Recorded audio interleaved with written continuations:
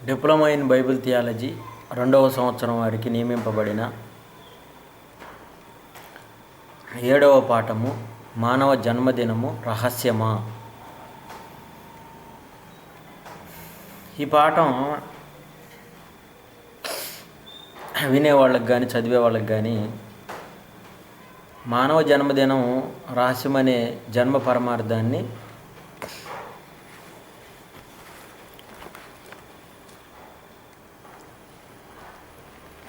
మనం జాగ్రత్తగా వినిపించగలగాలి. ప్రపంచానికి ఈ సంగతి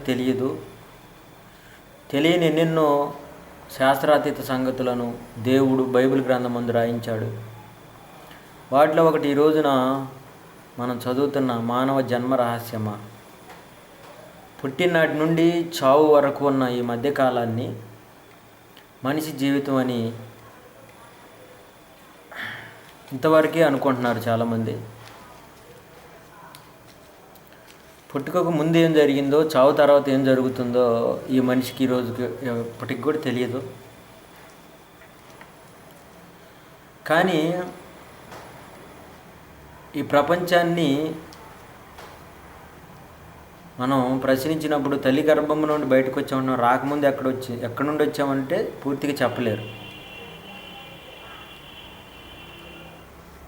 తల్లి గర్భం నుండి బయటకు వచ్చిన రోజే పుట్టినరోజు అని అనుకుంటున్నారు. కానీ ఈ పాఠాన్ని మనం బాగా వింటే అసలు భూమి మీద మనుషులు జరుపుకుంటున్న పుట్టినరోజులు సరైన తేదీలు కావని ఖచ్చితంగా మనం చెప్పవచ్చు. కారణం ఏంటంటే ప్రపంచానికి ఎవరికి తెలియని సంగతి మన జన్మ రహస్యం గురించి దేవుడు మాత్రమే చెప్పాడు. చూస్తే కీర్తనలు 139:15 నేను రహస్యం ముందు పుట్టిన నాడు, భూమి యొక్క అగాధ స్థలముల్లో విచిత్రముగా నిర్మింపబడిన నాడు నాకు కలిగిన ఎముకలు నీకు మరుగై ఉండలేదు. నా పుట్టిక రహస్యం ముందు జరిగింది అంటున్నాడు దావీదు గారు. అంటే దావీదు గారు రహస్యంగా పుట్టారా, అతని తల్లి రహస్యంగా కందా అని చరిత్రను మనం తిరగేస్తే దావీదు గారు చరిత్ర లేనివాడు ఆయన కాదు. ఆయనకి సహోదరులు ఉన్నారు. యెషయి తండ్రి, మరి ఆనాటి ఇశ్రాయేల్ సమాజానికి రాజుగా ఉన్నాడు. కనుక అంత గొప్పవాడైన దావీదు గారిని తల్లి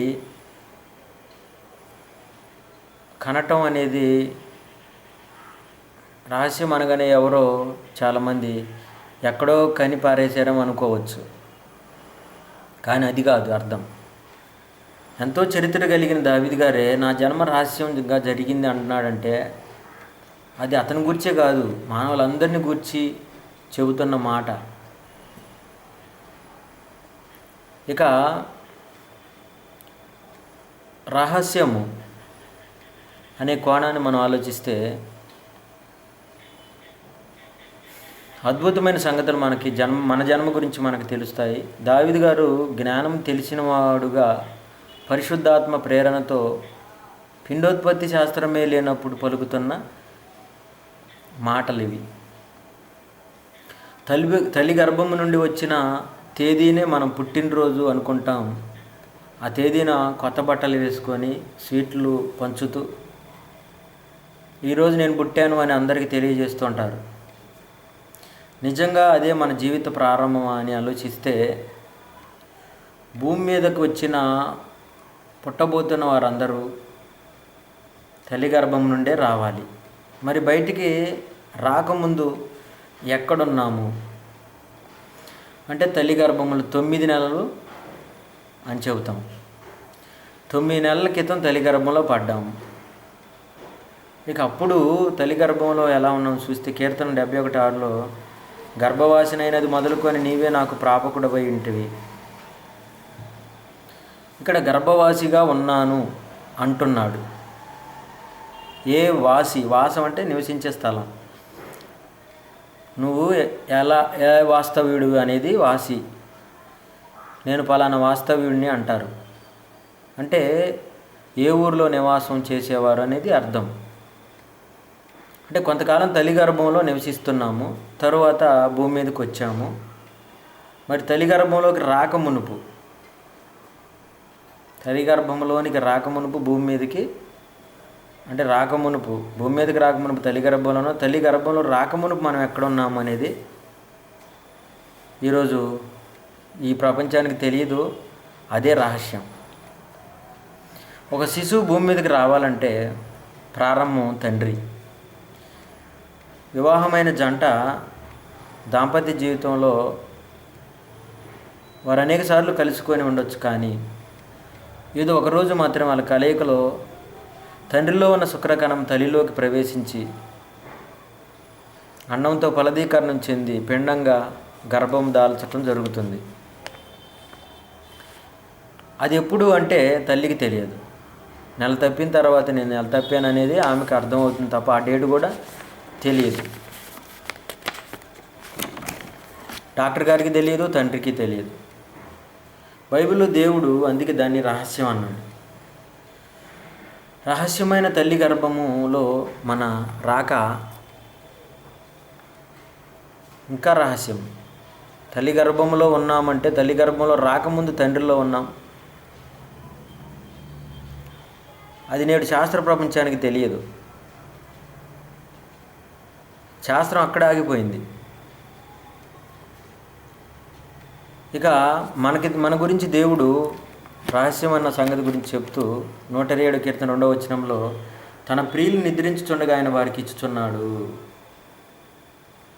ఇక్కడ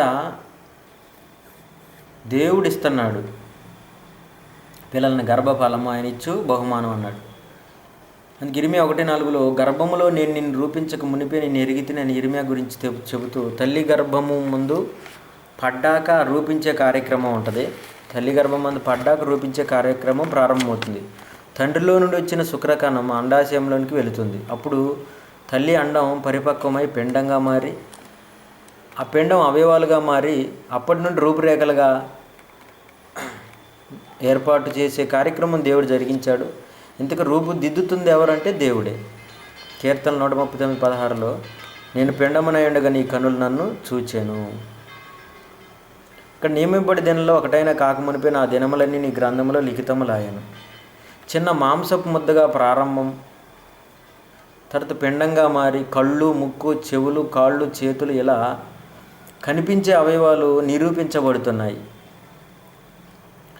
ఫుట్నోట్లో నా దినములన్నీ నీ గ్రంథంలో లిఖితం అన్న ఒకడ ఫుట్నోట్లో నా అవయవాలు దినదినము రూపింపబడుచుండగా అవన్నీ నీ గ్రంథంలో లిఖితములాయనని రాయబడింది. అంటే దేవుడు తల్లి గర్భంలో మన అవయవాలను నిర్మిస్తున్నాడు.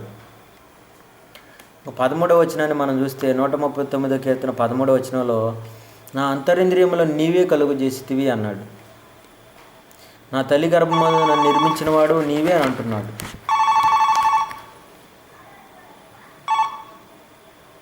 హలో హలో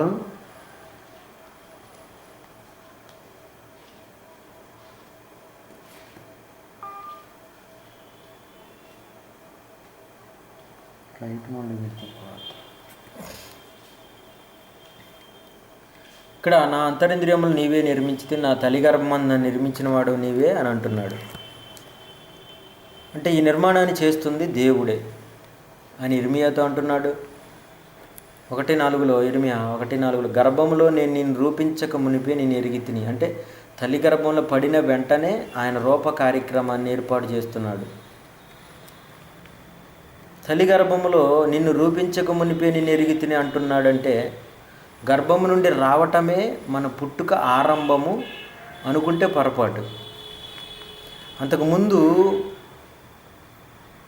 మనం ఉన్నాము. తల్లి గర్భంలో మన జీవితం ప్రారంభమైంది అనుకోవటం కూడా పొరపాటే. తల్లి గర్భంలో నీకు రూపురేఖలు ఏర్పాటు చేయకముందే నువ్వు నాకు తెలుసు అంటున్నాడు కనుక తొలి కలయికలోనే తల్లి గర్భవతి అయినా ఆ తేదీ కూడా సరికాదు. దేవుడు చూడండి మన జన్మ రహస్యంగా పెట్టాడు. మన జన్మను అంతకుముందే మనం ఉన్నామన్నమాట.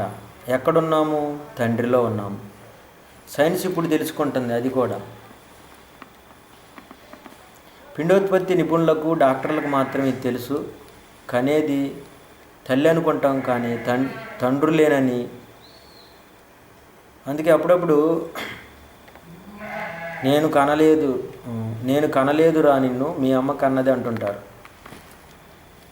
అంటే పిండోత్పత్తి శాస్త్రమే పుట్టకముందు బైబిల్లో ఏమని రాయబడిందంటే, ముందు కనేది తండ్రి, తర్వాత తల్లి ఆ కన్న ఆత్మకు శరీరాన్ని ఇస్తుంది అన్నమాట. మత్తయి 1:1 అందుకే అబ్రహాము కుమారుడగు దావీదు కుమారుడగు యేసుక్రీస్తు వంశావళి, అబ్రహాం ఇస్సాకును కనెను, ఇస్సాకు యాకోబును కనెను. ఇస్సాకును కన్నది శారా అనేది మనకు తెలుసు. అయితే అబ్రహాం లేకుండా శారా కనలేదు. అంటే తండ్రులే పిల్లల్ని కన్నట్లుగా కనబడుతుంది. ఈ మాటని అపార్థం చేసుకున్న వాళ్ళు చాలామంది ఉన్నారు. ఇక్కడ పురుషులు కన్నట్లుగా ఉంది, నిజమేనా అని ఒక పాస్టర్ని అడిగాడంట. పాస్టర్ గారు ఇచ్చిన సమాధానం ఏంటంటే, క్రీస్తు పూర్వం మగవారు పిల్లల్ని కనేవారు, ఇప్పుడు మగవారు ఆడవారు కంటున్నారు అన్నాడంట. అంటే క్రీస్తు పూర్వం మగవారే పిల్లల్ని కనేవారమ్మా అని సమాధానం చెప్పాడట. అంటే క్రీస్తు శకం దేవుడు ఆ పని స్త్రీలకు ఇచ్చాడు అంటున్నాడు. మరొక ఆయన బైబిల్ తప్పు, అందులో నుండి ఈ మాట తీసేయాలి, ఎక్కడైనా స్త్రీలు పిల్లల్ని కంటారు కానీ మగవాళ్ళు కంటమేందని అంటున్నాడు ఒకడు. పిల్లలారా, బైబిల్ ఓపెన్ యూనివర్సిటీ తప్ప ఇప్పటి వరకు ఎవరు ఇంత లోతుల్లో వెళ్ళి లేఖనాలను పరిశోధించలేదు. ఇదొక మనకు ఒక అతిశయం దేవుని బట్టి. అవును, బైబిల్లో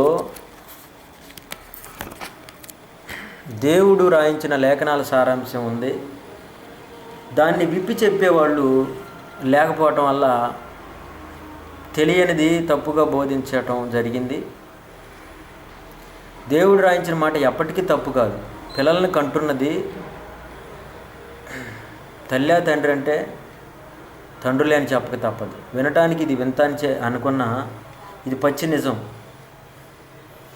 అందుకే మన పిల్లల్ని మనం పాఠశాలలో చేర్పించినప్పుడు తండ్రి పేరు అడుగుతారు కానీ తల్లి పేరు రాయరు. సన్ ఆఫ్ అంటారు, సన్ ఆఫ్ అంటారే తప్ప డాటర్ ఆఫ్ అని తల్లి పేరు రాయరు. తండ్రి పేరే అడుగుతారు. అంటే తండ్రులే కంటున్నారు. తండ్రిలో నుండే తల్లిలోకి వచ్చాం, ఇది ప్రశ్నే మనకు. తల్లి మనకు శరీరాన్ని ఇస్తుంది. ఇంతకీ తండ్రిలోకి ఎక్కడి నుండి వచ్చాం, ఇది ప్రశ్నే. తండ్రి నుండి ఎక్కడి నుండి వచ్చామంటే అది మానవ మేధస్సుకు అందదు కనుక దీనికి సమాధానం బైబిలే చెప్పాలి. ప్రత్యక్షంగా దేవునిలో ఉండి మనం తండ్రిలోకి వచ్చి ఉన్నాము. హెబ్రీ 7:9-10 ఈ సందర్భం అర్థం కావటానికి, అంతేగాక ఒక విధమని చెప్పిన యెడల 10 వంతులను పుచ్చుకొని లేవియు అబ్రహాము ద్వారా దశమాంశాలను ఇచ్చాను. ఎలా ఇచ్చాడంటే, అబ్రహాము ఈ దశమాంశాలు ఇచ్చేటప్పుడు ఇసాకు పుట్టలేదు, యాకోబు పుట్టలేదు, లేవి పుట్టలేదు. నేను ఎలా ఇచ్చాను అంటున్నాడంటే, నేను పితరుని గర్భంలో ఉన్నాను అని చెప్పేసి మెల్కీసెదెకుకు అబ్రహాము ఈ యొక్క 10 వంతులను ఇచ్చేటప్పుడు నేను పితరుని అబ్రహాము గర్భంలో ఉన్నానని చెబుతున్నాడు.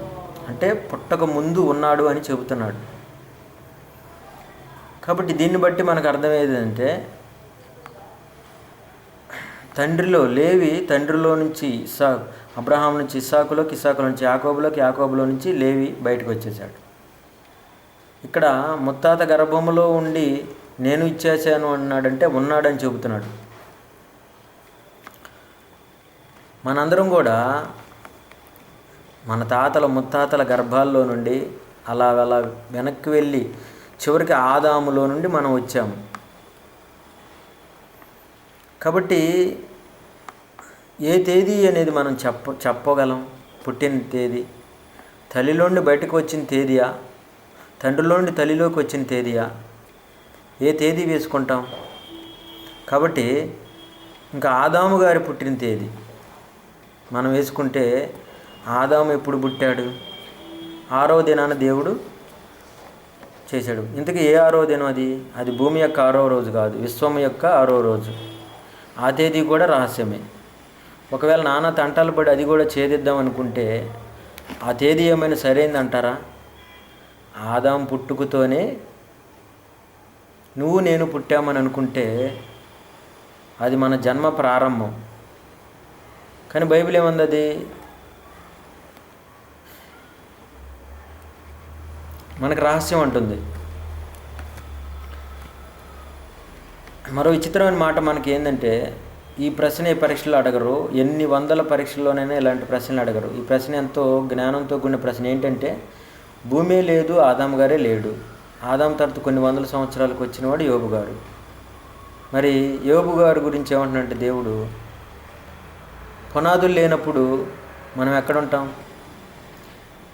దేవుడు భూమి పునాదులు వేసినప్పుడు ఎక్కడ ఉన్నావని అడుగుతున్నాడు యోబుని. చూద్దాం. యోబు గ్రంథం 1వ అధ్యాయం, యోబు గ్రంథం 38వ అధ్యాయము 21వ వచనం.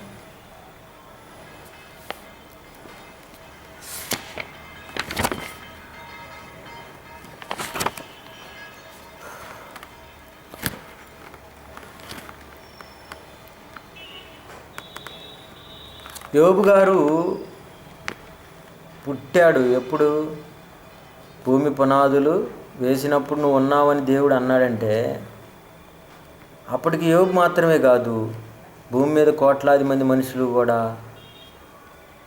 ఆదాములో ఉన్నారు. ఆదాము పుట్టక మునుపు దేవునిలో ఉన్నారు. కనుక ఆ మనిషికి భూమి పుట్టి ఎంతకాలమైందో తెలియదు, ఇంకా విశ్వం పుట్టి ఎంతకాలమైందో తెలియదు. ఆదాము భూమి మీదకి రంగప్రవేశం చేసిన సమయము తెలియదు. ఈ సంగతిని గురించి దేవుడు చెప్పిన మాట, మోషే ద్వారా దేవుడు రాయించిన మాట చూస్తే ఈ కీర్తనలు 90 అధ్యాయం 1-3. ప్రభు, ఆ తరతరముల నుండి మాకు నివాస స్థలము నీవే. మనం ఎక్కడ పుట్టాము ఇప్పుడు చెప్పండి? దేవునిలో పుట్టాము. మన జన్మ ఈ లోకంలో జరిగింది కాదు, మన పుట్టుక పరలోకములో జరిగింది. దేవుడు మనలను తన ఆలోచనతో కన్నాడు. తనలో కన్న మనల్ని ఈ భూమి మీదకి పంపాలని కొన్ని కోట్ల సంవత్సరాలు ఈ విశ్వాన్ని కలిగించి నివాసయోగ్యమైనదిగా భూమిని చేశాడు. తర్వాత ఆదాముని చేశాడు. 6వ దినాన ఒక్క ఆదాములోకి జీవవాయువును ఊదినప్పుడే మనం ఆదాములోకి ప్రవేశించాము. ఆ తర్వాత ఆయా తరాల్లో ఆయా కాలాల్లో భూమిపై పుడుతున్నాము. ఆయన నుండే మనందరినీ దేవుడు రప్పించాలనుకున్నాడు. అదేవిధంగా ఈరోజు మనకి రూపాలను ఇస్తున్నాడు. తల్లుల గర్భాలలో గనక ఆయన నుండి రప్పించాలనుకున్నాడు. అదేవిధంగా తల్లుల గర్భాల్లో నుండి ఆయన మనల్ని రప్పిస్తూ మన జీవితాలకు ఆది అంతము లేదు. దేవునిలో నుండి విడిపోయిన ఆత్మ భాగాలుగా ఉన్నాం. కీర్తన 119 అధ్యాయం 57 వచనంలో యెహోవా నీవే నా భాగం అన్నాడు. ఎఫెసీయులు 1 అధ్యాయం 4-6. ఎట్లనగా తన ప్రియునందు తాను ఉచితంగా మనకు అనుగ్రహించిన తన కృపామహిమ కీర్తి కలిగినట్లు తన చిత్త ప్రకారమైన దయా సంకల్పం చొప్పున యేసుక్రీస్తు ద్వారా తన కుమారులనుగా స్వీకరించుటకై మనల్ని ముందుగా తన కోసం నిర్ణయించుకొని మనం తన ఎదుట పరిశుద్ధులము నిర్దోషులమని ఉండవాలని జగత్తు పునాది వేయబడక మునిపే ప్రేమ చేత ఆయన క్రీస్తులో మనల్ని ఏర్పరచుకొనేను. మరి దేవుడికి ఆది అంతం ఏమైనా ఉందంటారా? లేదు. ఆది అంతము లేనివాడే మన తండ్రి అయిన దేవుడు. మన శరీరాలకు ఈ భూమి మీద చావు ఉందేమో కానీ దేవుడి నుండి విడిపోయిన ఆత్మలైన మనకు ఆది అంతము లేదు. దేవుడు 2 విషయాలు మనకు తెలియకుండా మరుగు చేశాడని మనం అనుకుంటున్నాం, కానీ 2 మనకు లేవని, ఆ 2 మనకు లేవని దేవుడికి తెలుసు. కనుక ఆ 2 మనకు తెలియవు. ఏం తెలియదో తెలుసా? మన పుట్టుక, మన చావు. అది తెలియాల్సిన అవసరం లేదు. మనిషి జన్మదినము రహస్యమా అంటే